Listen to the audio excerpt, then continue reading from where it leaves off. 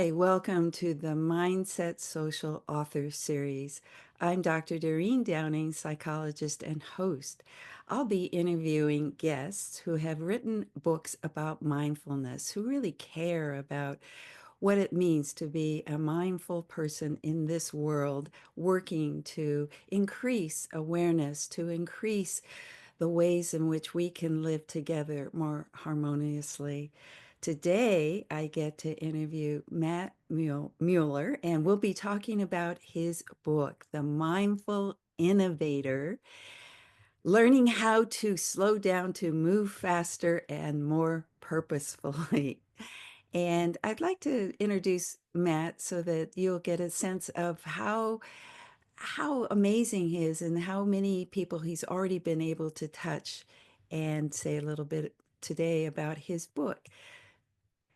Matt Mueller is a keynote speaker, a best-selling author, columnist, mindfulness instructor, and innovation strategist, and a consultant. He works with some of the world's biggest brands to help leaders focus on innovation with purposeful growth. He has over a decade of experience in product and service innovation, and he has uncovered deep insights. I like that. Deep insights, Matt. And he has uncovered deep insights, executed strategy, and facilitated change in industries that have not changed in centuries. Matt questioned the culture of innovation, and he learned that every innovation has three key variables. And it's not about disrupting before being disrupted, but rather, Matt teaches that if we slow down to be mindful, we can innovate faster with purpose.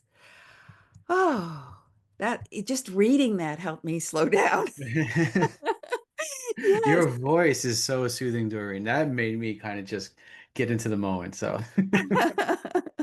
Yeah, well, there's a zone I have of just so much curiosity and also admiration for you as not oh, just an author, but as a human being out there making a difference in our world. So your book, that's what today's about, your book.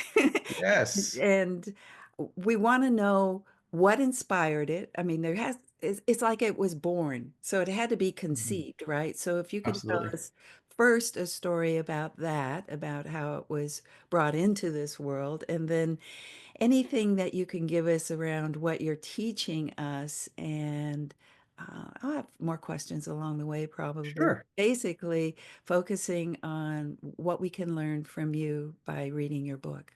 The conception story of the book. There's always a story, right? Yeah. With mine, it started off in the CPG space, so consumer packaged goods industry, and that's where I worked for a really long time. I worked in, grocery stores, worked my way up into the corporate office, ran a couple of different roles as far as like category management to strategy. And then I had the opportunity to start this innovation team. It was a task by the founders of the company saying, hey, white piece of paper, how might we innovate? How might we go to market a little bit differently to evolve our business, evolve our industry that remained unchanged for centuries? It was the deli business. It's the same exact process at the counter since 100 years ago. Same counter. I think the only that's really changed has been the uniforms and the outfits that consumers wear. So how might we change it? And when I first started this team, we thought about all the different things that we could do. Robots, lasers, AI, we could kind of create this amazing experience. In fact, my one thing I always kind of was my mantra back when I first started the team was let's create the Disney of Delhi. Let's do it just to make it really exciting. After a couple of years, we realized that everything that we were doing, every single concept we're putting to store was completely flopping. Nothing was working for us as an innovation team, and it was so discouraging. And I couldn't understand why that was until one day. And this one day, I was in the middle of Manhattan testing out a concept, Deli of the Future concept, in a store, and it failed again. So I went back to my hotel that night, walking down the street of Manhattan, texting people on my phone saying, hey guys, I don't know what we're going to do. Nothing is working for us. I don't know if we're going to be around much longer as a team. We're going to have to shake this up. Like, we need to figure out what we're doing. And as I was doing that, texting on my phone, I looked, there was a orange blur that was growing in the distance and kept on getting closer and closer till eventually I had to look up. When I looked up, standing there right in front of me was a monk in an orange robe, warmest eyes you ever saw, smile that was infectious. Just this amazing human being that was standing there right in front of me. Uh-huh.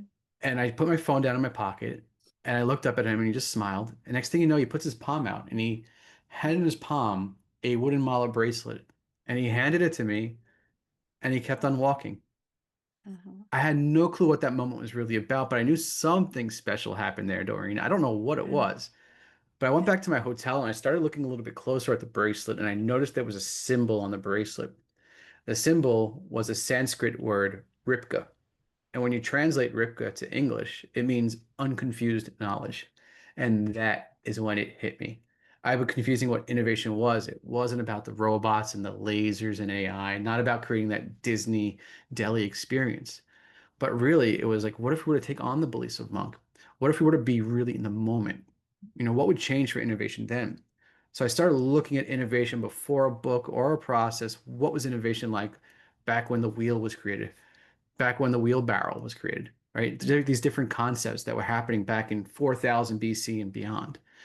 And that's when we started to realize, oh, okay, these are the things that kept on coming up over and over again on innovation. And we wound up being able to find out what were like these mindful principles of what makes innovation successful. And we started to apply that process to our innovation. And when we did that, we had some major successes. We transformed thousands of stores across the United States, increasing sales, reducing turnover for employees, increasing customer satisfaction. And it went so well that I eventually said, you know what? I need to share this with the world. I needed to share the framework and the concepts that I've used to create innovation because I was confused. There's hundreds and thousands of people out there that are doing the same exact kind of jobs that I'm doing that are confused. Let me help them, right? And that's where the conception of the mindful innovator came about. I really get it. I get that aha moment, and I think that that's where creativity is breaking through and allowing you to let go of the old, is what I'm Yes. hearing, and open up to the new. So there's a and it feels like, the frustration that you were talking about, the failure after failure after failure, or well, it sounded like there were It failures, was. It although was. You're not wrong. although Disney Deli, wow, that's a captivating Right? It idea. sounds like a lot of fun. Yeah, it does. However, I love the idea about you saying, "Hey, it's not working." And that it's not working feels like it was such an important moment for you and also for people here listening today. It's like, "All right, if you get to that place where it says, it's not working, Hmm. how do you stop, pause, like what you're saying, and open up?" So, and that's what you did. So, and then you wrote the book to share. And I love that Yeah. idea too, is that you were inspired to gift the world with your knowledge. No, thanks, Doreen. Yes, it's been a pleasure and a blessing to be able to go ahead and do that. And I get nothing, no better feeling than actually going out and speaking about the topic and helping others and create change. There's nothing more powerful than them getting the aha moment of saying, "Oh, I have been looking at this wrong." Right? Yeah. And being able to kind of change that viewpoint because that's what it's all about. But you asked that question about like, how do you get to a point of saying, okay, well, this isn't working and we need to do something different. That's like you just challenged. It's like where I was stuck for years. Like we kept on doing the same thing over and over again, getting the same results. And you know that saying where Yeah. that's the definition of insanity. And how do we actually stop and really get out of that and say, okay, let's take a step back and actually look. But when we know that our key performance indicators are not delivering the results that we really need to get, whether it's our own business, whether it's personal life, but if we are even trying to lose weight, and we look at the scale and we see that that number is not going down, well, we're not doing something right. We have to take a step back and say, okay, well, what are we actually doing? What is the real problem that I'm really facing with? Right. So it's just a matter of just taking that step back and taking a breath, taking that pause to really assess the situation and not worry about taking action. Because if you take action too fast, Ooh. then you're just taking action for action's sake. But it's actually taking that step back, slowing down and saying, okay, what's actually here? That's like really where it needs to begin. Oh, yes. I'm following you and thinking that it's not just about business, and this is what you said, it's about life too, around anything that we're facing that feels like a struggle. And so it's the stop, pause, breath. But before you stop, pause, breath, it feels like you have to say, it's not working. You have to come into some kind of Yes. reality. Yeah, definitely. It's a great point. So, one thing I use with my clients is something called the seatbelt moment, which I think is chapter 2 of my book. And the seatbelt moment is something that is crucially important for anyone, and it's happened to me personally, and it's something that I use in lots of my with my clients as well. But you have to get to that point where it's like, oh my gosh, I need to do something about it, about this. The seatbelt moment, it's called that because I had a personal seatbelt moment. It was when I weighed over 360 pounds. And I was in a Jersey amusement park with my son. We're going onto a roller coaster. And we waited for 2 hours on this long line in the middle of the heat of July. Get up to the top of the roller coaster. He was so excited to ride. We sit down in it, and next thing you know, we're putting on the harness, and oh, Yeah. oh no, it's not fitting. The Oh, harness wouldn't fit on me. Next thing you know, I have three teenagers that work at the park jumping on my stomach like a trampoline, trying to jam it closed. It did not work. I yeah. had to take the walk of shame off the roller coaster down the same way I came in, and couldn't. I had to tell my son, you couldn't ride the ride today because he had to go on with an adult. Uh, It was a moment that created this emotional, this visceral moment for me where it's like, I need to do something about that, right? I yeah. need to change. And that's when I started to really figure out, okay, I need to be committed to actually changing this. I knew I was overweight, but I never did anything about it because I could always make excuses for it, or I could just ignore the fact, but I couldn't ignore it anymore. And that emotional response that I had was something that triggered, like, I need to do something about that. And Mhm. the same thing is it happens in organizations as well. When I was working for this CPG company, we started to look at trends in the industry and said, look at this. Our average age of our consumer right now was 35 about 10 years ago, and now it is creeping up to the age of 55 and 60. Well, what's happening? If our average age is going up, that means we are aging out as a brand. We need to do something now before our customers die off. We have to capture that new consumer. We weren't doing that anymore. So that was a visceral moment that we created for the retailer, for the CPG industry and the company to be able to say, yeah, we need to look at ourselves a little bit closer and do things differently here because we saw what was going to happen. So we painted that picture and said, okay, what are we going to look like in 5 more years if right now we're at the age of 60 for our consumers? And that was what really kind of made the light bulb go off for the brand. So those are those seatbelt moments that you can really create that are going to start that catalyst for change. Well, the light bulb moment, you that's on the cover of your book. Yes. And isn't it orange? Yep. Yeah, definitely. My orange color for the orange monk. Yeah. Well, I like the way you just brought it over to businesses, this visceral moment. And you Yeah. think about obviously we as our own issues facing in our personal lives, we could feel it. It's a visceral. But how does a company feel visceral? Yeah. So what you have to do is really connect to what matters to that person, right? Because at the end of the day, a business is a person, right? We're all Uh, people. uh-huh.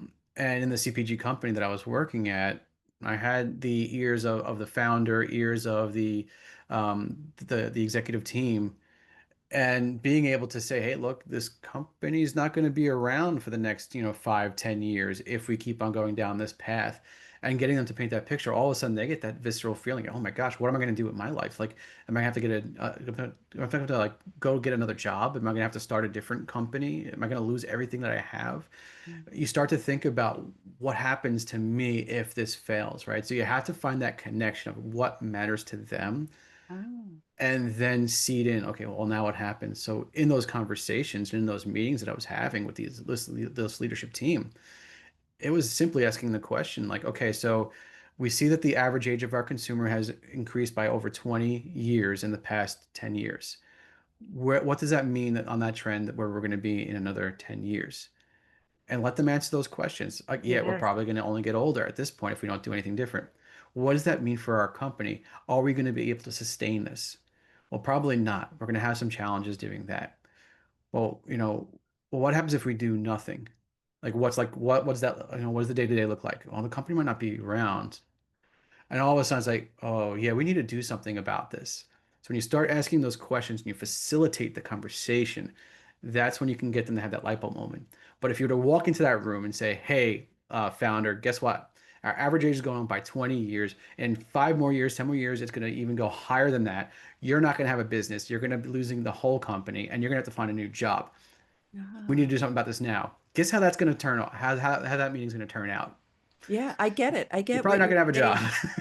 Yeah, no, I get what you're saying, that it's relational. What the work Mhm. that you're doing is a kind of uh, helping them be more aware. Isn't that what Yes, we're talking about in terms of mindfulness? And absolutely. also be more conscious of themselves and also be in reality. And so let's Yeah. talk a little bit more about mindfulness and your book and what how how does being more mindful, but how do people become more mindful by reading your book?